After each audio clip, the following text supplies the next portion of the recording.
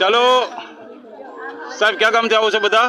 અમે આવીએ છીએ અંકલેશ્વર ભરૂચ થી. ભરૂચ, અંકલેશ્વર. ટોટલ કેટલા વ્યક્તિ આવ્યા સાહેબ? 17 જણા છીએ અમે. 17 જણા.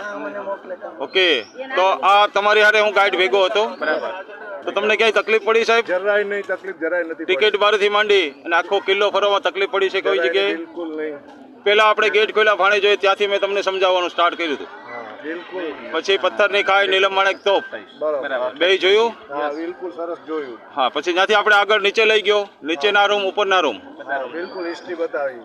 તમામ જોયું. બાળકો કપાઈ ગયા જ્યાં સુધી. એ પછી ત્યાંથી 3 ચહેરા, હનુમાનજી, અશ્વત્થામા અને ગિરનારજી, આ 3 રૂપ જોયા. બરોબર બતાવ્યા. ત્યાંથી આપણે નીચે ગયેલા બુદ્ધિસ્ટ કેવ, અને બુદ્ધિસ્ટ કેવ પછી આપણે ગયા અડીચડી વાવ. તો સાહેબ બધાએ બરાબર જોયું છે આ? બિલકુલ બરાબર જોયું છે. અને ત્યાંથી આપણે આગળ ગયા 9 માળનો કૂવો, નવગણ કૂવો. હા, એ બી સમજ્યા? બિલકુલ સમજ્યા. ત્યાંથી આપણે આવ્યા અનાજના કોઠા, એ બી સમજ્યા? બિલકુલ સમજ્યા. તો હવે આપણે છેલ્લી જગ્યા હું લઈ જઈશ. હજી એક ઈચ્છા છે કે લઈ જાઉં. છેલ્લી જગ્યા એ છે પાણીના કોઠા, એટલે કે પાણીના તળાવ. તો અત્યારે જેટલા જુનાગઢ આવે એ લોકો એમ કહે છે કે અંદર જંગલ ને ઝાડી સિવાય કાંઈ નથી. ના, બધું સરસ છે, જોવા જેવું છે. અને ગાઈડ પ્રવીણભાઈ અમને સરસ ગાઈડ કરેલા છે અને નોલેજ બી સરસ આપેલું છે. અમે બધા ખુશ છીએ. અને જુનાગઢમાં સમજવા જેવું બહુ બધું છે. જુનાગઢમાં સમજવા જેવું ઘણું બધું છે.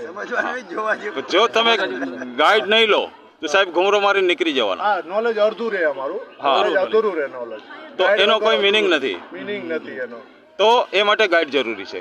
સાચું છે સાહેબ? બિલકુલ સાચું છે. ઓકે, તો અહીંથી બધા ખુશ થઈને જાવ છો તમે? બિલકુલ ખુશ થઈને. તો એકવાર બોલજો ગિરનારી મહારાજ કી જય હો.